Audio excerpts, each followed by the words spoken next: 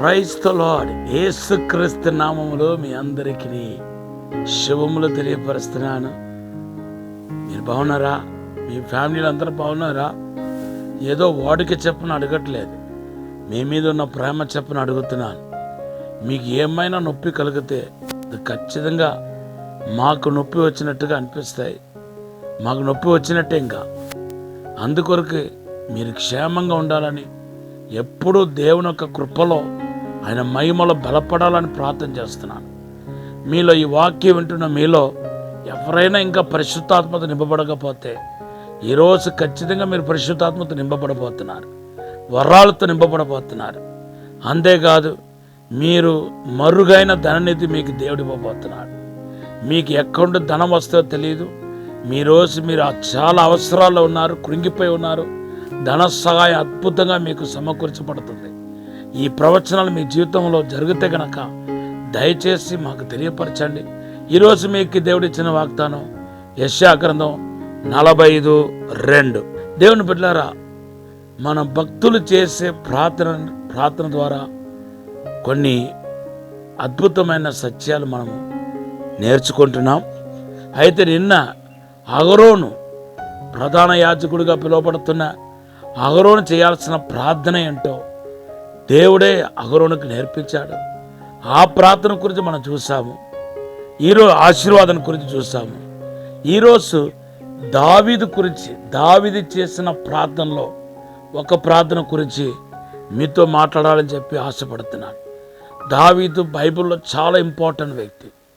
దేవుడి తర్వాత ఎక్కువ ప్రస్తావనకి వచ్చిన వ్యక్తి ఎవరంటే బైబిల్లో దావీదే.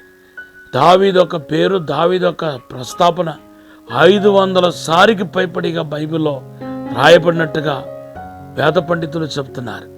దేవుడికి ఇష్టానుసారమైన వ్యక్తి అని పేరు ప్రఖ్యాతి పొందిన వ్యక్తి యొక్క ప్రార్థన గురించే ఈరోజు ధ్యానించబోతున్నాం. ఈ ప్రార్థన గురించి దేవుడు ఏం మాట్లాడతాడో ఒకసారి వినండి. కీర్తన 19వ అధ్యాయం 13-14 వచనంలో దావీదు చేసిన ఒక అద్భుతమైన ప్రార్థన. అభిమాన పాపములో పడకుండా నీ సేవకుని ఆపము, వాటిని నన్ను ఏలనీయకుము. అప్పుడు నేను యథార్థవంతునై అధిక ద్రోహము చేయకుండా నిందారహితుడై ఉంటాను. చూడండి, దురభిమాని సేవకుడైన నేను. ఇక్కడ సేవకుడు అంటే సేవ చేసేవారు మాత్రం కాదు, దేవుని సేవించే ప్రతి ఒక్కరూ సేవకులే. సేవలో 2 రకాలు ఉన్నాయి. దేవునికి చేసే సేవ, దేవుని కొరకు చేసే సేవ. నేను ఈ కెమెరా ముందు నిలబడటానికి ముందు దేవునికి సేవ చేశాను. ఆయన ఆరాధిస్తూ, ఆయన స్తుతిస్తూ కనపడ్డాను. ఇప్పుడు దేవుని కొరకు సేవ చేస్తున్నాను, మీకు వాక్యం చెప్తున్నాను. కాబట్టి దేవుని బిడ్డలారా, దేవునికి చేసే సేవ అందరిది.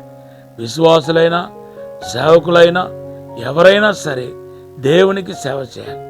ఈ సేవకుడు గురించి సేవకులముగా దావీదు చేసిన ప్రార్థన ఏంటంటే, అయ్యా, నేను దురభిమానంలో పడిపోకుండా నన్ను కాపాడు, పాపములో పడిపోకుండా కాపాడు, పాపము నన్ను ఏలనీయకమని 2వ అంశం చేస్తున్నాడు. 3వ అంశం ఏమంటాడంటే, అధిక ద్రోహము నేను చేయకుండా నన్ను కాపాడము అంటున్నాడు. దేవుని బిడ్డలారా, ఈరోజు అద్భుతాల కోసం, స్వస్థతల కోసం నాకు ధన సాయం కావాలని చెప్పి ప్రార్థన చేస్తున్నారు. చర్చిలో చాలామంది వస్తారు, నా మీటింగ్లకు వస్తారు జనాలు. వాళ్ళ ప్రార్థన అవసరతలన్నీ చూస్తూ ఉంటే అన్నీ నాకు ఆ భూ సంబంధమైన ఆశీర్వాదాలు కనపడతా ఉంటాయి. నాకు ఇల్లు కావాలని ఒకరు, ఉద్యోగం కావాలని ఒకరు, లేదా నాకు బంగారం కావాలని ఒకరు. దేవుని బిడ్డలారా, ఇవన్నీ అన్ని జనులు వెతుకుతున్నారంట. మత్తయి సువార్త 6వ అధ్యాయం 30, 31, 32 చదివితే ఇవన్నీ అన్యులు వెతుకుతున్నారంట. ఇవన్నీ అడగకుండానే దేవుడు ఇస్తాడంట. దానికి ఉదాహరణగా దేవుడు తీసుకుంది, ఎగ్జాంపుల్గా దేవుడు తీసుకుంది అంటే పక్షులకు ఎవరు ఆహారం పెట్టరు, అడవి పక్షులకు ఎవరు ఆహారం పెట్టరు.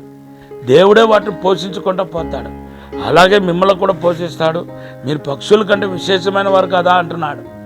అయితే ఇప్పుడు ప్రార్థన అని మనం వచ్చినప్పుడు దేనికోసం మనం ప్రార్థన చేయాలంటే పరిశుద్ధం కోసం, పాపం చేయకుండా ఉండటానికి కోసం ప్రార్థన చేయాలని, పరిశుద్ధ పాపం చేయకుండా ఉండటానికి మనం ప్రార్థన చేయాలని దావీదు ద్వారా, దావీదుకి దేవుడు ప్రేరేపించి ప్రార్థన చేయడం ద్వారా మనకు నేర్పిస్తున్నాడు.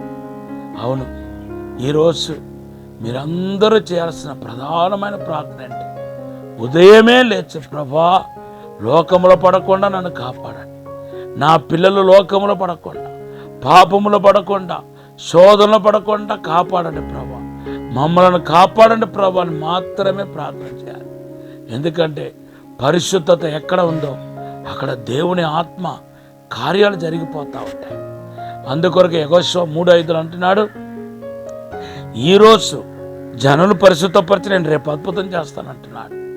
అంతేకాదు, దేవుడికి మనకున్న సంబంధం దేని బట్టి ఆధారపడి ఉంటుందంటే పరిశుద్ధత జీవితం పైన ఆధారపడి ఉంది.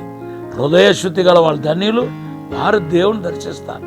మత్తయి సువార్త 5:8, ఎబ్రీ పత్రిక 12:14 రాయబడి ఉంది.